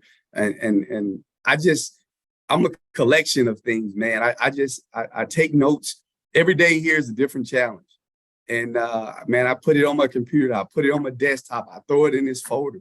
And so I keep telling myself, we just got to be able to get through the first year. Because now I know everywhere to be, everything I got to do. I know when to put this business rec. I got to do this, got to do that. So it's exciting. But obviously, and I tell the players, it is my job to make sure they understand it's no pressure on them. I want all the pressure on me and the staff. I want you guys to go out and have fun. I want you guys to go out there, go to class and make good grades, be great in the community. Let me worry about all the other stuff. And so it's been fun from that perspective. And people say, Coach, you're always smiling. Man, I'm never not going to smile. Like, I haven't had a bad day. I'm not going to have a bad day. Now, I get disappointed when I don't win because I know the work that we put in as coaches, but that's every coach on this call. But I'm never going to be discouraged. Like, I know who holds my tomorrow. You can't get me with that. I mean, that scoreboard, yes, I'm judged based off that scoreboard, but man, I've already won in life. So you can't get me with that. So I'm going to wake up every morning smiling, motivated, and trying to get these kids to understand that we're going to be good. But in order to be good, you got to work. And that's what we have with this program. Everybody that touched this program, from administration, from support staff to faculty, it's work to be done. And if we continue to just stay arm in arm, one team, one roar, then the Golden Lions will eventually get where we want to go. I just heard Coach Hugh Jackson, man, Grambling got everything they need. And he said it last year. People was you have naysayers and they saying whatever. But guess what? Man, he stayed with the plan. Those guys are playing well. I know his offensive coordinator, Tony Hull. I worked with him last year at University of Louisiana Monroe. So they're gonna be fine. And that's what you have to do. You have to work through the kinks in order to get to the gravy. And so that's kind of where we at with this program. We got a long season ahead. Hey, break came at the perfect time, and we're going back and we're watching all the film and getting all the good and the bad, making cut-ups and just showing our players, man, if you do this, this is going to happen. If you do this, this is what's going to happen, good and bad. So we're excited about where we're headed. Thanks, Coach. Thank you. Coach Hampton, as always, we sincerely appreciate your time. Look forward to speaking to you again next week. All right, man. Y'all be blessed. Thank you. Next up, we go to Mississippi Valley State. Head coach Kendrick Wade. Coach, as always, first and foremost, thank you for taking some time out of your schedule to join us. Coach, if you could please start us out with an opening statement recapping your team's most recent home outing versus Florida A&M. Yes, sir. First of all, good morning to everybody. We fought well. First half, played pretty hard for 30 minutes. Had a big momentum change right before the half, and we never got back to where we needed to after that. So it's kind of part of the process of taking over a program like this. Our next opponent, Prairie, really good team. If you're gonna have any shot at beating those guys, you got to be able to stop the run. So it's a nice challenge ahead of us, and we're looking forward to it. Appreciate those opening comments, Coach. First question goes to Dr. Ville. Can y'all reveal Dr. Ville's inside the HBC Sports Lab? Good morning, Coach Wade. Hey, good morning, Doc. In several of your games, you've been really close in terms of the first half. Some of them, they kind of get away in the second half. Are there anything that you've looked at to see what may be attributed to? Well, we're looking at everything. We're looking at how we practice. As coaches, we have to evaluate everything that we do because it's been consistent. I think part of it is, like I said, we hadn't had a lot of success around here. So when you take over a program like this, most of our games in the first half have been close. And you can talk about not watching the scoreboard and not doing those things, but when you hadn't had a lot of success, I think naturally you start to look at the scoreboard and look at the game as close, opposed to just doing the small things that you need to do each and every play to kind of, get you to where you need to be at the end of the fourth quarter when there's all zeros on the clock. But like I said, we're looking at everything. We evaluate in practice. Are we doing too much? Are we not doing enough? Are we doing too much on the front end of practice, not doing enough on the back end? So we evaluated everything. And, we got to come up with a solution to be able to finish these games. Follow-up question as you talk about going into Prairie View, finding a way to stop the run. Valley over the last couple of years has had success about being the Prairie View killer, obviously in a lot of ways. Prior to becoming the head coach, is there anything that you want to get across to your team to not look back at that, or is that something that can be a positive in terms of looking at the ability to play in this matchup to get the W? Just day-to-day process for us. So like I said, we're not going to come in with a different message than we did the previous 4 games. But that being said, psychologically, I think there is a point to be made, to where we're able to say that we have had some success against this team. Maybe if we start fast, maybe we create some doubt in their mind, just really trying to get our guys kind of in a positive mind frame. But it'll be the same. To answer your question, it'll pretty much be the same. Let's come in, let's work hard, let's do what we need to do each and every day. And Saturday to take care of itself, because what happened prior to us being here, I mean, it doesn't matter whether it was good, bad, or indifferent. You know, we just got to stay true to who we are, what we do. That's fair. I know there's a tricky insight there. I appreciate your candor on that. Thanks, Coach. Yes, sir. Next question goes to Charles Bishop. Coach Wade, how are you doing? Hey, Charles, how you doing, man? Let me ask this question. Although the success hasn't come in terms of the wins for this program, what are sort of the incremental positives that you've seen here in your first year with Valley? Man, you got kids that keep fighting. If you got some kids that's going to keep fighting, that's going to give you a chance, you know. So guys are not giving up, and they still believe. And, you know, after the game Saturday, we asked guys who still believe, and guys raised their hand, and we made them stand up and say, why do you believe? We 0-4. We just lost our first home opener, first SWAC game. Why do you believe? So having guys be able to articulate those things gives us some insight and really just some motivation and inspiration to say that, you know what, we still got a shot because these kids believe. And, you know, like I said, we're on the right path. There are a lot of small things that happen throughout the game, some positives that we see that we try to use each and every week as we continue to build this program. And we're doing it the right way. You know, there was a guy got suspended who was a starter.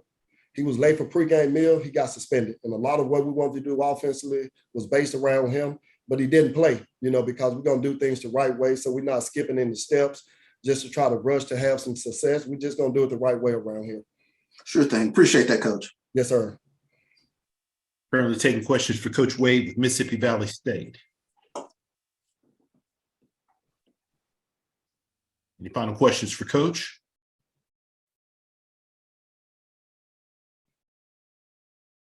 Coach Wade, as always, we sincerely appreciate your time. Look forward to speaking to you again next week. Yes, sir. Thank you, guys. Yes, sir. Thank you. Once again, for all of our media participants, if you do have questions for our coaches, please utilize the raise your hand feature to get your question in the queue. Please limit your questions to one initial question, potentially a follow-up. If we do have time and our coaches' scheduled availability, we will circle back to get additional questions answered. With that being said, happy to be joined by Coach McDowell with Prairie A&M. Coach, as always, thank you so much for taking some time out of your schedule to join us. If you could please start us out with an opening statement recapping your team's most recent outing at the State Fair Classic versus Grambling State. Good morning, everybody. Yeah, it was a great atmosphere for good football, and good football was played. Again, unfortunately, we didn't come out on the winning end. You know, Coach Jackson had these guys ramped up, ready to go for 4 quarters of football. They came out, you know, they did just that, you know, and that's the thing we pride ourselves on, you know, as a coaching staff with these young men. Again, just playing 4 quarters of football. And I've said it all year long. Those teams that come out and play 4 quarters of football is most likely is going to win the game. And again, but you know, we left some things out there as an offense, opportunities that we, you know, should have capitalized on, didn't. And you know, maybe it was due to us or, you know, Grambling. But again, at the end of the day, you know, when those opportunities present itself, we have to make plays. And that's on both sides, offense and defense. You know, they did what they needed to do for 4 quarters of football, and they won the game. And now we just got to go back and reassess and, you know, assess some things that we need to get corrected for a good team coming in. You know, Coach Wade's going to have his team ready to go. So we just got to get ready to go be better this week, getting ready for Valley coming in. Appreciate those opening comments. Coach, first question goes to Charles Bishop. Hey, Coach, how are you doing? Hey, Charles. What's up, buddy? I wanted to ask this question, and you and I, we talked about some of the missed opportunities. And I wanted to ask missed opportunity right before halftime, knocking on the door there about the 2-yard line, end up with a missed field goal. But I want to ask, how much of a carryover effect does that have going into the second half? I think it has a lot, again, but, you know, that's what we kind of pride ourselves on. And me as a head coach and my staff, you know, we got to get these guys, you know, back on track, you know. And as I tell them, things going to happen. You know, you're going to have those peaks, ups and down peaks during the course of the game. But, you know, bad things happen. You got to be able to forget about it and still go out and play football, because there's a game still to be played, and a game, you know, you want to win. So, you know, you harp on those bad things that happened, and more likely bad things going to continue. So we try to get them, you know, pumped up as much as possible to forget about the past and concentrate more on the future. Sure. quick follow-up, tough emotional loss to Grambling, but I saw you gather the team on the field immediately post-game. What was your message to the team? Again, just keep your head up. We're gonna have to go back in, look at the film, see what you did wrong. Again, I thought we left a lot of things out there, opportunities, should I say that? Again, I thought had we capitalized on them, the game would have been much different. So again, just coming back in, making more important, making sure they stay together as a unit. Don't start blaming one another, because again, it's a long season. You never know what's going to happen. Every team in the West and the East, these guys are good. So you just got to be able to, stay together and then just take care of our business here at Prairie View. Sure thing. Appreciate that, Coach. Next question goes to Dr. Cavill. Dr. Cavill's inside the HBCU Sports Lab. Good morning, Coach McDowell. Doc.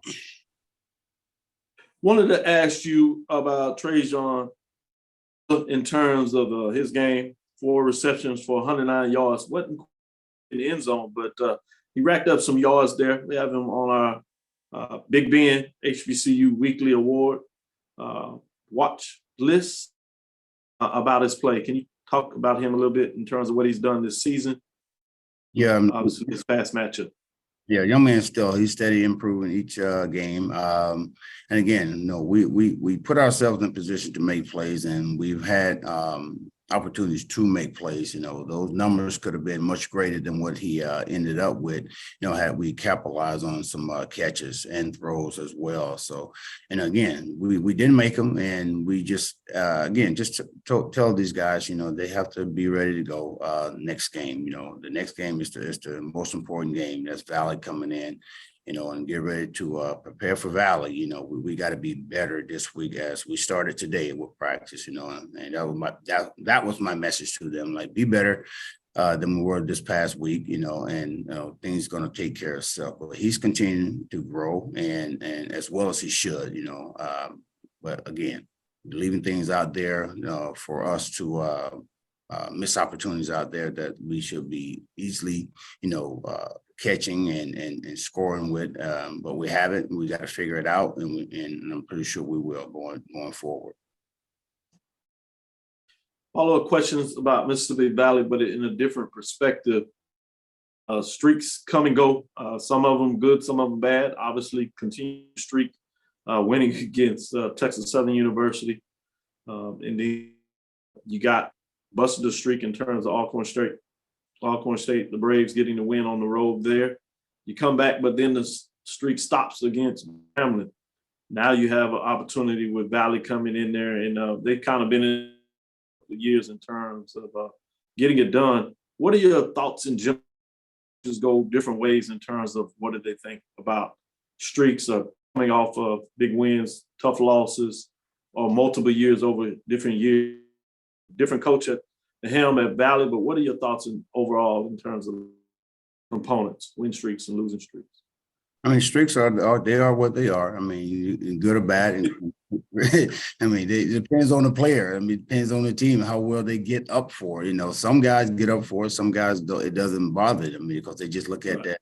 The next game is the game that they have to win. And that's what we try to strive our guys to understand, streaks are streaks, and as you pointed out, we was up on Grambling, the last 5 years, but now that streak is over. And the reason why that streak is over again, if you don't go out and play football the way you're capable of playing, that streak can end or it can continue. So we know that, hey, we have issues with the Valley teams and Mississippi teams. So we know Coach Wade going to have these guys ready to go, man. And as I said all year long, guys, we got some great coaches. You hear other coaches talk about, in the SWAC, from both sides, and you just never know what team is going to show up. But again, in order for you to be successful as a team, you got to go out and prepare yourself each week, to play this team like a championship team, man. Because again, they can come in and win at any time, and shoot, as we did, we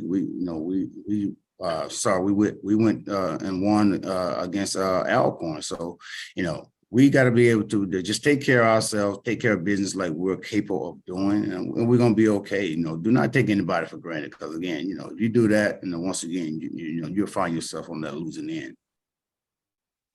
Thank you, Coach. You're welcome, Doc. Andrew, do I have an opportunity for one follow-up question, quick question? Absolutely. Coach, want to follow up specifically on Valley. They've kind of started slow in terms of the ability to score, whether it's running the ball or through the air. What are your thoughts in terms of getting some momentum in terms of the start of the game in this particular matchup against Valley? Momentum is everything. I mean, shoot, that's what a lot of guys strive off of. You know, again, once you get the momentum up, you know, hopefully you will continue to, strive to get that momentum going even further, and during the course of the game, and help you get points, stops, and create an atmosphere to where, in their mind that, they're going to win this game no matter what, as long as they, continue to play 4 quarters of football. Again, you're going to have those peaks, throughout the course of the game, and the team that, operates best, through those tunnels, through those channels, and do what they're supposed to do is going to win the game. Valley's no different. Alcorn's no different. Fram's no different. Prairie is no different. Every team that goes out there and play against one another, they have, they want to do their very best to win the game. So again, just going forward, they just got to be able to concentrate, make plays that they're supposed to make, those opportunities, and again, we've been in games where we had, from week 1 to week 5, opportunities that we missed that would, solidify a win, or in some cases, have more points on the board than that we ended up with. But again, it's about those guys getting ready to go out week after week, and play the team that's coming up, play them better than they played the team last week, prepare themselves better than they prepared last week in order for us to win this game. Thank you, Coach. Good luck this weekend. I look forward to the matchup. Thanks, Doc. Last question goes to Kyle Mosley. Hey, Coach, how you doing, sir? What up, Mo? All right. I may have missed this part, but what was your message to your team after the loss? Again, just stay together. We played a good game. We played a good team. They just played 4 quarters of football better than we did. They brought it to us at the end, and we didn't. So again, my main point was to them was, again, just stay together. The season is not over with. Again, we lost that game. Game that, again, I thought we would have capitalized on some plays. It would have been a much different game. Not saying we would have won it, but again, I thought the score would have been much better than what it showed. So again, my point to them always, through these peaks and valleys, which we're going to have in football, stay together as a team. And if we continue to do that, we're going to be okay. And they've been doing that. They showed it against Texas Southern. They showed it against Alcorn. Unfortunately, the outcome wasn't what we wanted in last week. But again, long season, so they got to stay together. They got to get back, ready to go, prepare themselves, get ready for a good team coming in. Thank you, Coach. Thank you. Coach McDowell, as always, we sincerely appreciate your time. Look forward to speaking to you again next week. Thank you, gentlemen. Yes, sir. Thank you. We'll now go to Southern University. Head coach Dooley. I do see that we have Coach with us. Coach Dooley, as always, sir, we sincerely appreciate you taking some time out of your schedule to join us. If you could please start us out with an opening statement recapping your team's most recent road victory at Arkansas Pine Bluff. Yes, good morning. Had to take a visit down to Pine Bluff. I knew Coach Hamp has been having some close ball games. I know the team was going to be prepared to play, and it was going to be a tough outing. It has always been going against Pine Bluff, but fortunate enough, we got some things. We got off to a bad start, but didn't get off track. Just continued to go. Our defense kind of carried us a little bit, where the offense got on track and was able to put a couple of points up on the board, but still was a hard-fought contest to the end. I commend my guys on just staying the course and understanding what a 60-minute ball game. Have we played it yet? Not quite yet, but when you talk about the conference, you're going to have to compete for 60 minutes, and we understand that. Fortunate enough, we made more plays than what they did and came out with the victory.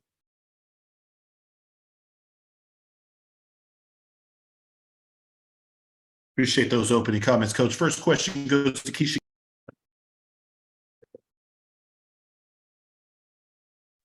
Hey, Coach. Good afternoon. How are you? I'm doing well. Good morning.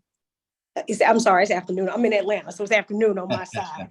Yes. So, Coach, okay, so you talked about playing a complete ball game, talk about 60 minutes. Coming up this week, you have a tough opponent in FAMU, and we know how the atmosphere is in Bragg Stadium. What do you think the players are thinking, or what is the atmosphere going to be like on the Bluff? And how are you preparing to make sure you execute all 60 minutes to win that game? Well, I tell you what, I do know it's going to be a great game day atmosphere. There's no question about it. I done witnessed both ways, on the same sideline and on the opposite sideline. So I know that Jaguar Nation will be out here looking for a good opponent to come in. When things take place like that, a team coming in that's playing at a high level right there, the fans want to come and see a good football game. Now, it's just up to us to go out and do the things that Southern University can do. And I think we just got to continue to execute at a high level. When I look at the team, I gauge the team in a different way. I do understand comments and concerns, but as we prepared, we're preparing our team for a hard-fought contest, and we're ready for to go 60 minutes, and we're going to always accept the challenge. All right, and follow-up question, Coach, are there any things that you have looked at in FAMU that concerns you in their team? Yeah, their football team. They got a good football team.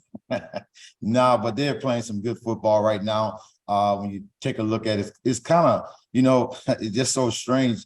The teams are almost identical when you talk about they got a strong defense, but I do know that the offense is very, very explosive. Just got to tweak some things here and there, and Coach Simmons will have those guys going. As he mentioned earlier, Coach Simmons and I don't want to put no age on it, but we've been going against each other for a long time. And it's just friendly competition, and we love to compete at a high level. And at the end of the day, we know both teams will be prepared to play. Thanks. Good luck, Coach. Thanks. Next question goes to Perry Daniels. Congratulations, Coach, on the victory in Arkansas. Thank you. And your offense almost compiled 500 yards of total offense in Arkansas. Talk about what the difference was between that game and other games this season. Well, I always equate things to a lot of times, Jesus took 7 days, but, some people want us to do it in one game. So as the game continued to go on, we just continue to create that chemistry. The world wasn't built in 7 days, so we understand that. We understand what we have to do to get better. Our goal is to get better each day to get 1 day better. And I think that's what the team is doing. Are we there yet? And I can tell you, in my eyes, it's going to be real tough to get there. But we are working. We're on the right road to becoming a complete football team. And we just got to continue to build that chemistry and gel together as a team and continue to fight and play hard. And you spoke about the familiarity with Coach Simmons. What's one thing schematically that you can expect from a Coach Simmons coached football team? Well, they're going to be disciplined, and they're going to be well coached and fundamentally sound.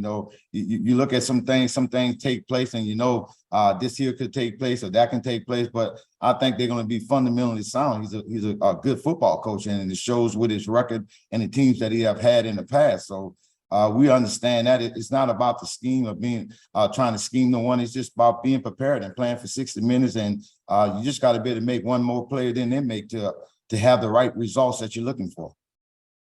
Thank you, Coach. Good luck Saturday. Thank you. Next question goes to Dr. Cavill.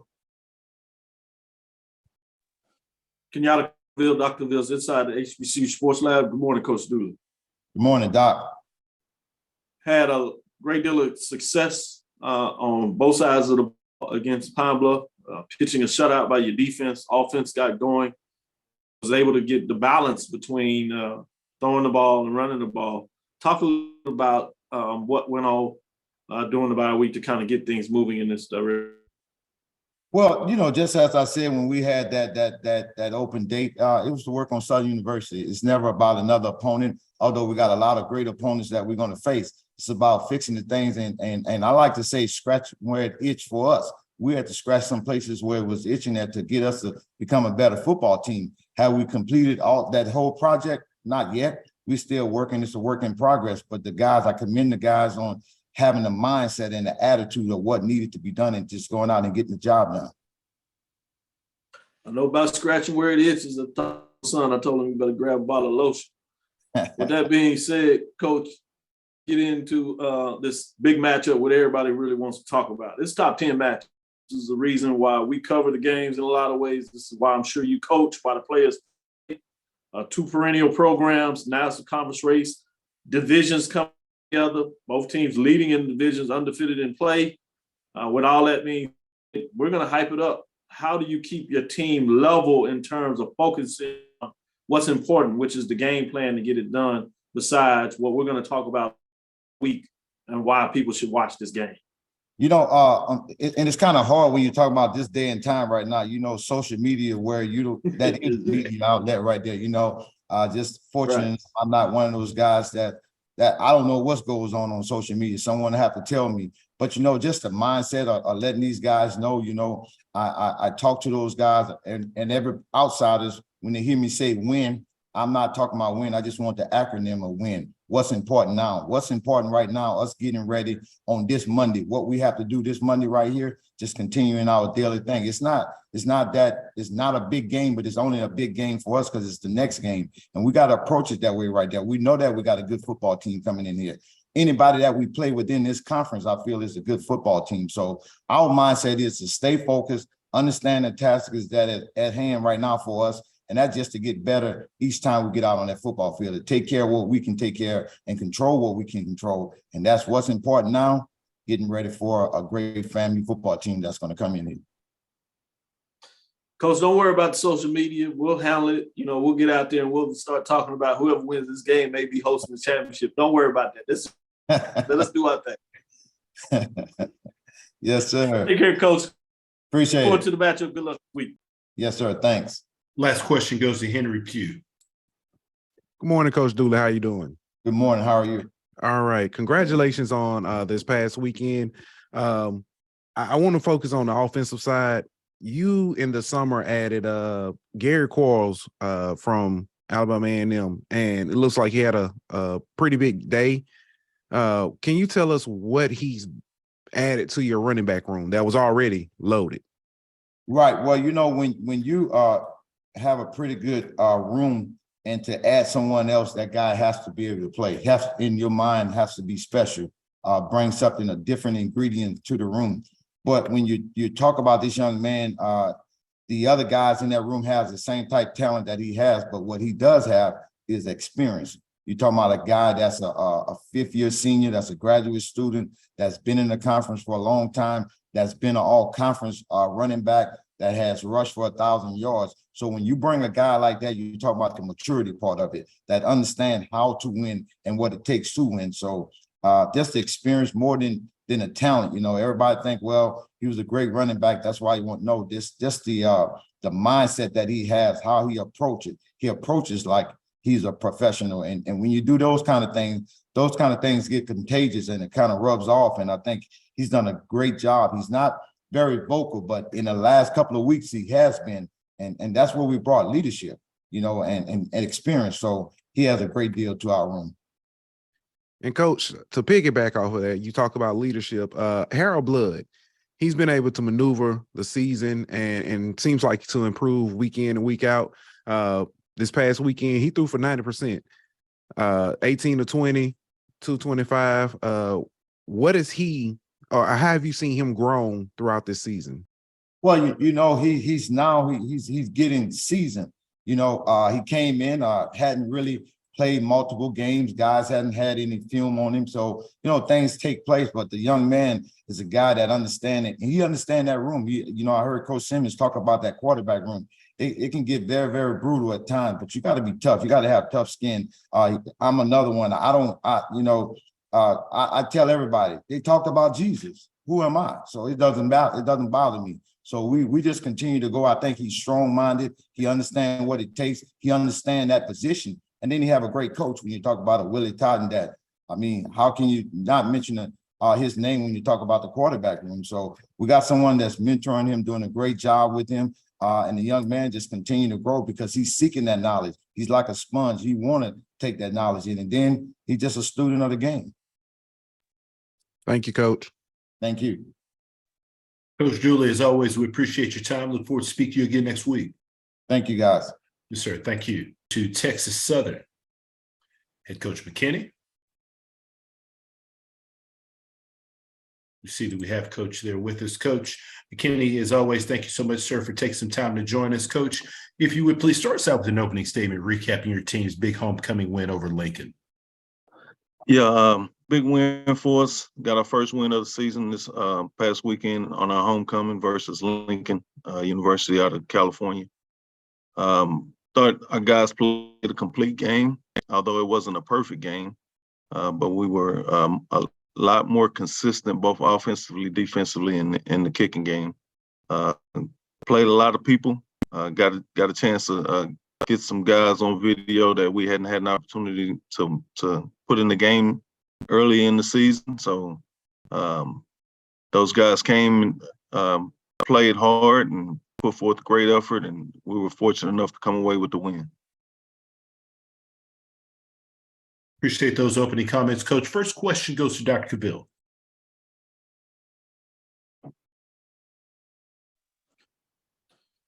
Kenyatta Cavill, Dr. Cavill's inside the HBC Sports Lab. Good morning, Coach McKinney. Good morning, Doc. Congratulations on the win. I want to talk a little bit about some running backs here that really jumped off the sheet and got it done. Ladarius Owens, 139, got in the end zone, and Ja'Cory Howard, 10 carries, 94 yards, and got in there 3 times. Talk about what they bring to the table and each of them and the dynamics that they bring to the table.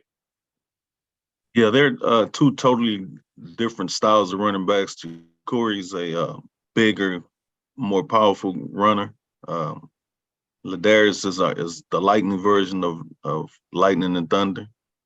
But those guys have a tremendous amount of experience. They've been with me since my first recruiting class. We trust them. They're great leaders. They work extremely hard. And then they know what to do with the ball when they got the ball in their hands. They're fighting for tough yards. Ladarius brings the element of being an all-purpose back, where Ja'Cory is more of a power back, a short yardage guy, a goal line. So you'll see Ja'Cory probably have more touchdowns, where Ladarius will have more rushing yards. With that being said, you go into your open week. It's been arduous schedule thus far in terms of some tough matchups. You talk about, I imagine some of this is going to be about heat a little bit, but besides that, or if that, you talk about a little bit of what your plans are for this open week. Going into the bye week?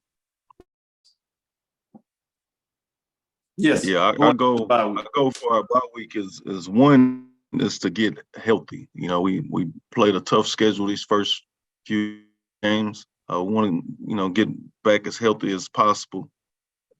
But 2, we need to work on some things. We need to work on us, become better tacklers, understanding the scheme a little better, and be able to execute better with what we're trying to do, as opposed to preparing for an opponent. We need to improve TSU football.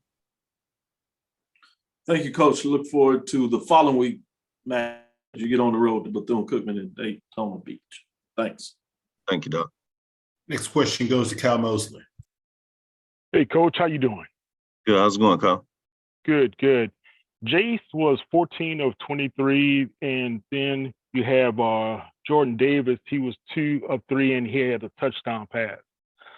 As far as your quarterbacks are concerned, I know you have an extra week to be able to prepare going into the following game. How do you feel after the announcement with Andrew redshirting? How did they respond, and how do you feel about them going forward? Well, they've responded well. Jace has stepped in for Andrew since week 2, and he's trying to find his way or make the team his, per se. And he's just he's out there doing what he started doing what a backup quarterback should be doing, and taking over and maintaining a certain level of play. But he's slowly making the team his. He was 14 for 23, I believe, with about 4 drops, and so he could have easily had a higher completion percentage in the game this past weekend. But he doesn't quite have the experience that we'd like. That's why you play games. And so as long as he continues to improve and our O-line continues to protect him, we feel good about our quarterback situation. Okay, and talk about those drops. I know a couple of weeks ago you told me that was a concern from your receiving group. How do you correct that going into the bye week? Yeah, it's just something that we got to focus on. Got to work a little bit harder at. Just concentration and squeezing that ball when we get our opportunities and tucking it and putting it away. You got to have pride in being a pass catcher, and so guys got to work at it, and we're about to get after it here today and the rest of this week, and that's one of the things that we have to improve upon. All right. Thank you, Coach. Thank you.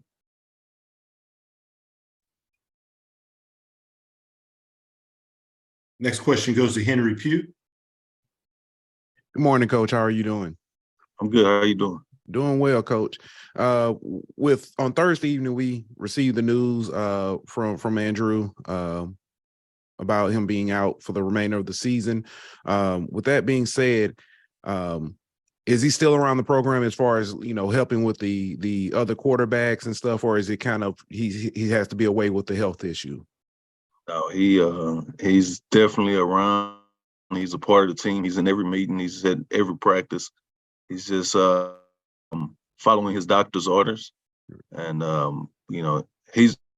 he was voted team captain, so he's been every bit of the team captain, and he's been a leader with the quarterbacks and coaching them up and showing them things that he sees when he's out there, and things, just giving them tips as he should.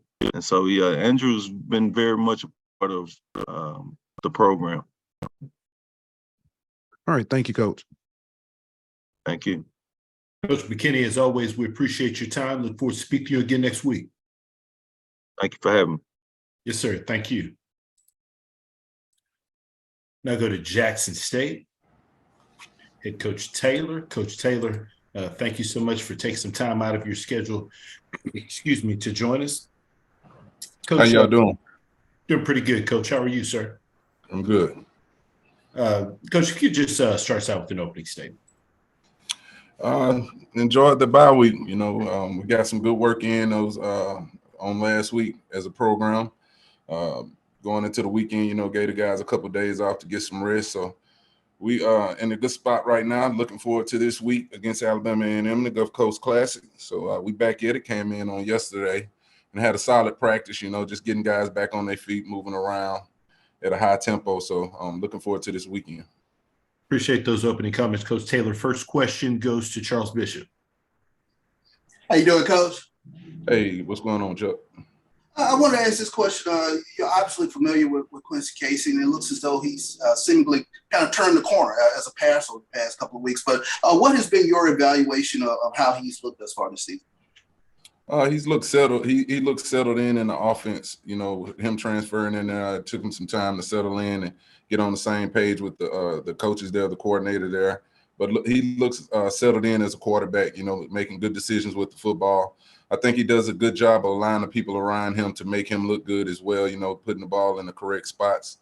But very good quarterback, very good quarterback. We know we got to be on our A game when defending him this weekend. Sure thing.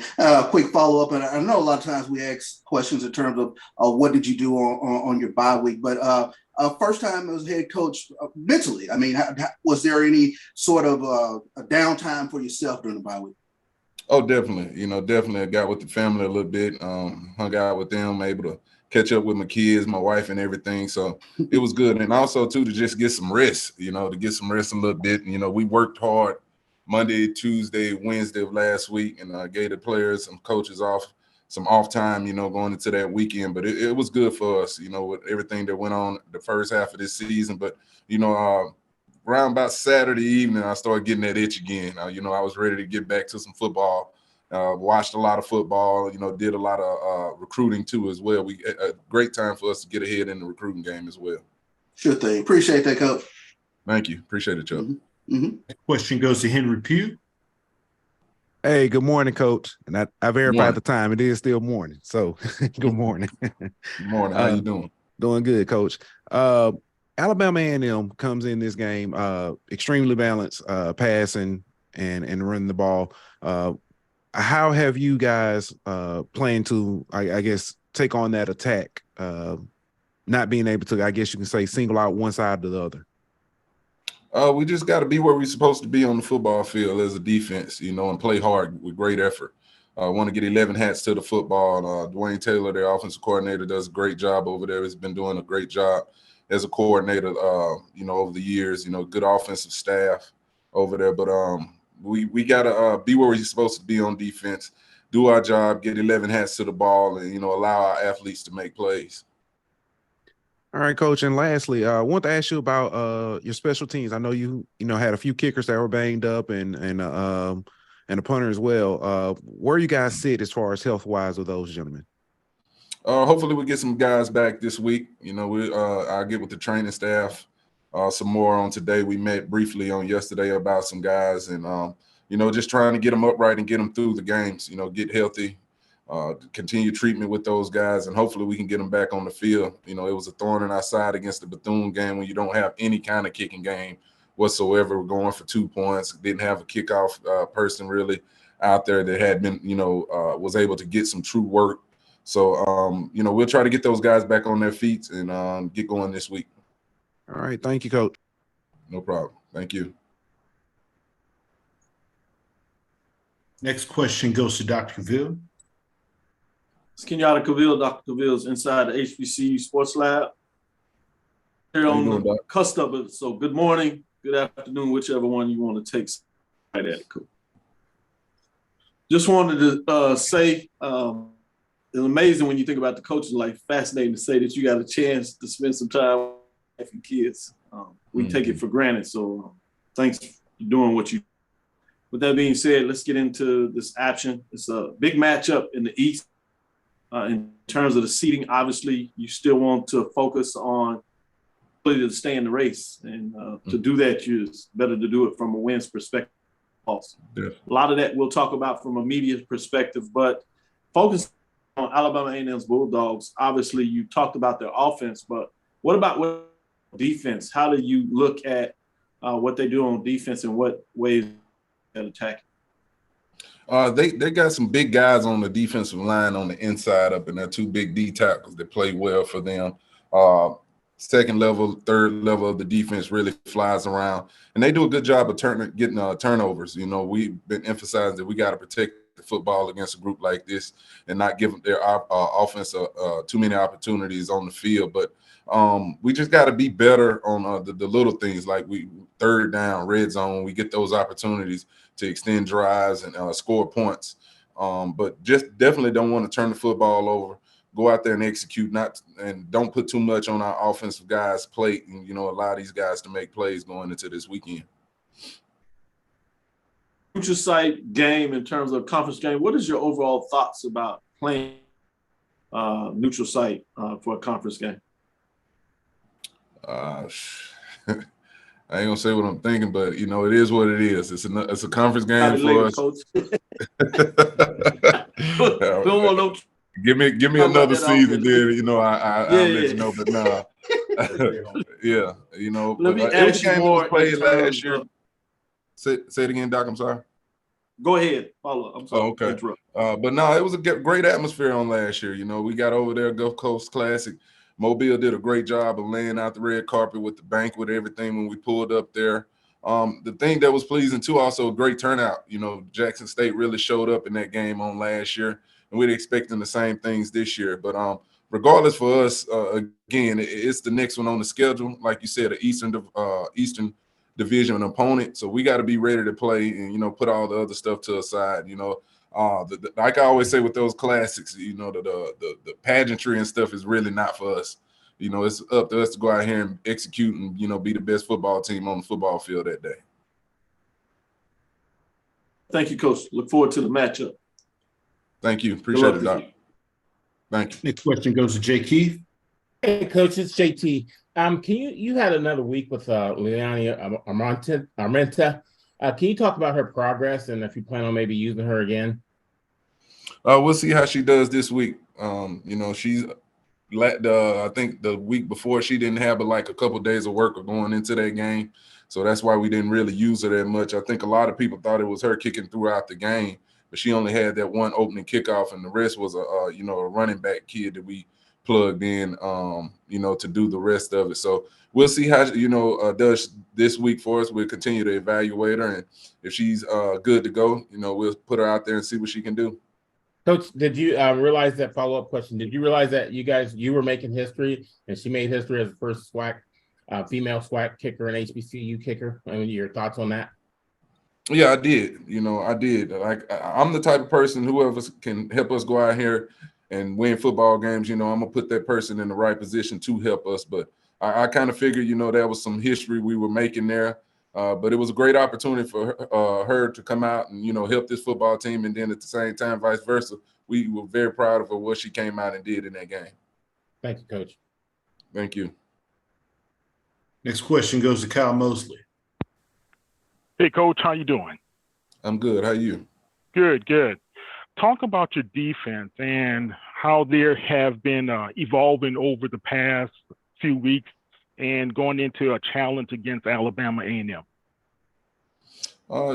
Defense has been playing very good. You know, coming off of that Texas State game, I really challenged them, pushed the coaches on that side of the football and those players to come out a couple weekends ago and play well at home, and they answered the bell, you know, with turnovers, scoring touchdowns, and, you know, able to generate a safety. So I'm very pleased where we are with the defense. We got getting some bodies back off the injury report too as well.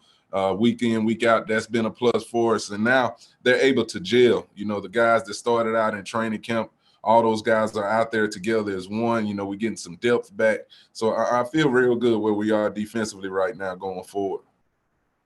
Okay. And last question, Irv Mulligan. Again, I just think the world of what he's been doing for your program. Talk about him as well as the other running backs and how they bring balance to the offense. Oh, man, they've been doing a spectacular job since game one. You talk about Irv Mulligan. I mean, he runs behind his pads. He runs with violence, you know, and just approaches the game, you know, the right way. You watch him in practice, I mean, it's just like he's playing the game. We have to dial him down a lot of times as well. And then I think what happened was it got contagious to those other backs. You know, those other backs seeing him coming out there and working the way he does, running with that violence, catching balls out of the backfield and just not complaining about, you know, reps here or there. He just was doing whatever we asked. And I think it got contagious, and those other guys, you know, really found a way to step up. All right. Thank you, Coach. Good luck. Thank you. Coach Taylor, as always, we sincerely appreciate your time. Look forward to speaking to you again next week. All right. Thank you, guys. Everybody be safe. Thank you.